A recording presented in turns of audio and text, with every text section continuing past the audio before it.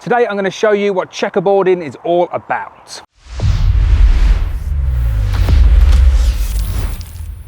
So, new branding there, and I hope you liked it. Checkerboarding is a really useful tool that I use on pretty much every single inspection throughout the year. Don't confuse it with the technique that is also called checkerboarding, which is a way of manipulating your colonies in December or January to try and stop them swarming.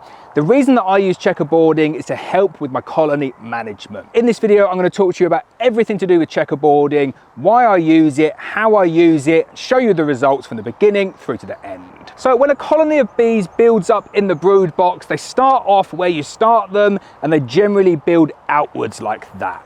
They arrange their brood in the middle of the nest, and then you get pollen towards the edges, and then outside of that you have your stores. That's a pretty standard wild bee nest configuration, but you can manipulate that configuration to your advantage. A colony that I've got over here started off about a week ago now on a single brood box, full to the brim with bees, covering all of the frames, brood in the middle, pollen on the outside, and then stores outside of that. The reason that the bees set themselves up like that is that it's warmest in the middle, so it's easier for them to keep the brood nice and warm. The pollen they need close to the brood nest in order to feed the young larva bee bread, which is just pollen mixed with honey. You see it stored in the frames, and into the outer edges, basically wasted space for them, and they just use it as additional honey storage. If you leave your bees in this configuration, there's no issues whatsoever, so you don't need to checkerboard all of your colonies, but I find it's a useful technique for expanding your bees a little bit quicker than you normally would. It's also a really good technique to give the bees something to do. Keep them busy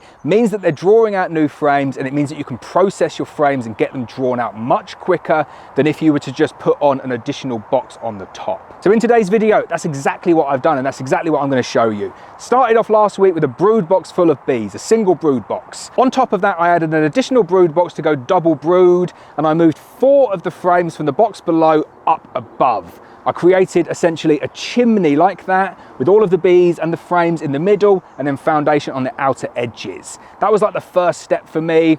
Once the bees have got used to that configuration there, after a couple of days, I've gone in and I have checkerboarded the colony. Now, checkerboarding in its simplest form means taking a frame of foundation or a frame of plastic foundation with wax on it and placing it in between 2 mature frames. Doesn't really matter what's on those mature frames, can be pollen, can be stores. I find it works best if you place it in between frames of brood, because the colony really doesn't like that, and they look at you like, no, that's not how we set ourselves up. We have brood on the middle, pollen on the outside, stores on the outer edges. So by doing that, you're forcing the bees to work those frames so that they can get back to the configuration that they like the most. A couple of important considerations here.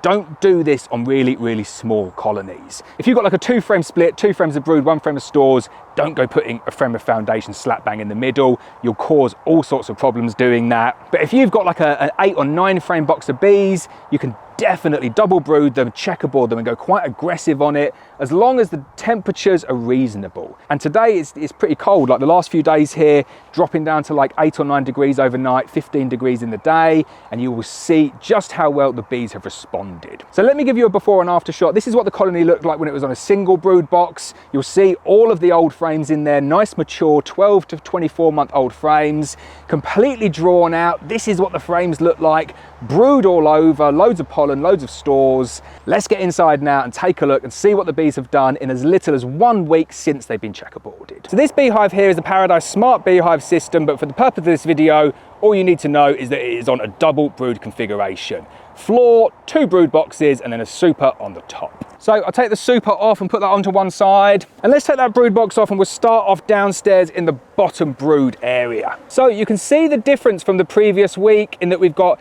different shades of frame colors there. You can see the older frames that have got the burr comb on top of them there, interspersed with the much lighter frames of foundation that I placed in there. So these are the frames of foundation that I put in there. You can see wooden frames, wax foundation. They've just gone straight in through the middle, and on the outer frames, the bees haven't touched them. And this is kind of what I'm getting at here. If you put the frames on the outer edge, as this one here is, the bees will get to them when they want to get to them. You're not forcing them to use them. And sometimes they can actually perceive this to be like a wall. So they don't see this as a frame to make additional use of. They see it as that is the limits of the nest, and they can swarm as a result of that. So as you can see here, the outer frames here, bees aren't doing a huge amount on there at all. As you work closer to the middle, you can see here that the bees are starting to work those out. So remember, all of these frames here got put in here at exactly the same time.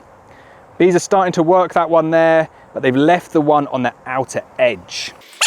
If I go over to the one over here that I've checkerboarded, you can see that this frame here was an original frame, this frame here was an original frame, but this frame here is a checkerboarded frame, brand new, right in the middle of 2 frames of brood. Let's get that one out now and I'll show you just how well the bees have made use of that frame. So lovely friendly colony of bees here, F1 Buckfast from Black Mountain Honey. And as you can see there, the bees have drawn out that entire frame, only not using the very, very edges. Force them to use that, and they have drawn that out really, really nicely. So let's chuck that frame back in and let's pull out a couple of the other frames. I've gone very, very aggressive with the checkerboarding in the middle there. So this is the bottom brood box, and I've gone a lot more aggressive in the bottom brood box than I have in the top brood box. So again, this is an old frame with burr comb, this is an old frame with burr comb, and this is an old frame with burr comb. These 3 frames here, they are brand new, and in the bottom box like this, you can be really, really aggressive, so long as you've got sufficient bees to cover all of those frames, which we clearly have here. And the reason for that is that bees are just like me, super, super lazy. And when they come back in after foraging, all they want to do is deposit the stores as quickly as possible. Now, in order for them to do that, they need to have drawn out those frames first. So if you're double brooding, go aggressive in the bottom brood box and then put the majority of the brood frames together up in that top box. You can see there the other one that I've checkerboarded. That one there is going to be beautiful. So we'll take a look at that one first.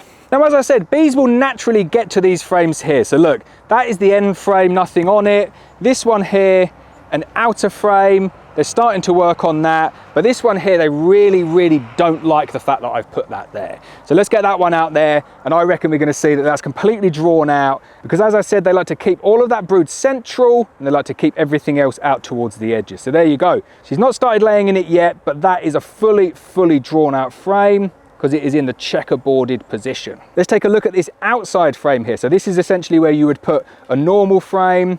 And yep, the bees have started to work it really, really nicely, but nowhere near as much. But then check this out. If I turn that round, they've not bothered at all with that side, because for them, they're just not that fussed. They're in no rush. So a quick, simple manipulation there is you just turn that one round, and when I come back, they would have drawn out that frame as well. I've made the bees do twice as much work on this frame than they have on this frame, just by the location of where I've placed that frame. So going back over to the original brood box, the bottom one that I aggressively checkerboarded, 3 frames of foundation all together in the middle. Let's get them out one by one now, see if we can find the queen. Hopefully we find some eggs down there, because the queen likes to lay eggs as low as possible in the colony. I think we're going to be in for a real positive surprise here. So once again, this is just like perfect demonstration here. That is the outer frame. So again, the bees have started drawing it. If I turn that round, nothing on that side. So they're not even fully drawn out on that face, probably 50, 60%, and then nothing on that face. Let's jump into some of these new frames here that I put in the middle. So that frame there is one of the original frames, and you can see we're going to have lots of nice brood on that frame. Beautiful. So I can already feel it's a really nice heavy frame. Brand new frame, and there we go. Look what the bees have done. In as little as about 9 days, she's been straight in there. So let's pull out this middle frame here, central checkerboarded frame, see what the bees have done with it. And as you can see, lots and lots of action in the middle there. So that might not look like they've done a huge amount more, but what they've done is they have drawn the frame out. Both sides, maybe 70% on either side. You can see a little bit of gnawing on the wires there. Interesting that they do that. But I have basically forced them to use both sides of that frame and get it going. Now, if you compare that to just putting an additional brood box full of foundation on the top, what I suspect I would have found today is maybe a couple of frames in the center where the bees have started to draw them out. Instead, I have got 1, 2, 3, 4, 5, 6 frames down here that they've started to work on. Even that outer edge frame there, they're having a go on. But you will see exactly the same again. That is the outer edge frame. So they've only just started it on that side and they've not touched it at all on that side. So that's what happens when you give the bees the chance to work out when they want to use the foundation for themselves. But if you checkerboard, you are forcing them to do something that is very unnatural to them. It's unnatural to them, but it gives you as the beekeeper a huge, huge advantage, and it accelerates your bees disproportionately. So let's continue this checkerboarding process a little bit. I'll take that frame off to one side over there. I'm going to move my more mature frames over to the edge. I've got a checkerboarded frame next to it there that it's already started to work on. And then I'm going to place my new frame, outer edge frame, in the middle, and I'm just iteratively going to keep on doing that. So again, I've got another frame here. That's the outer frame that I've got. I'm just going to take the more mature frames and I'm going to put them over there to the edge, and I'm going to work out a nice central location for my least drawn out foundation frame, and that will go in the middle. And the bees will be looking up at me again and thinking, what are you doing? That's not what we want. Right, we'll show him. We will turn that frame there into a drawn out frame with lots of eggs in it next time I come back to visit. Let's do exactly the same on this one here in case you didn't see it there. So I've got a frame here that's not very well mature, new frame. Take that off to one side. I'm going to take my mature frame, place it at the edge. That's a previously checkerboarded frame that's looking very mature now, so that can go over as well. And then I'm going to place the new or the least drawn out frame into that slot there. Similarly, I've got frames over here that are not drawn out, so I'm going to take those out, pop them off to one side. That frame there they've started working on, but again I want that closer to the center, so I'll pop that off to one side.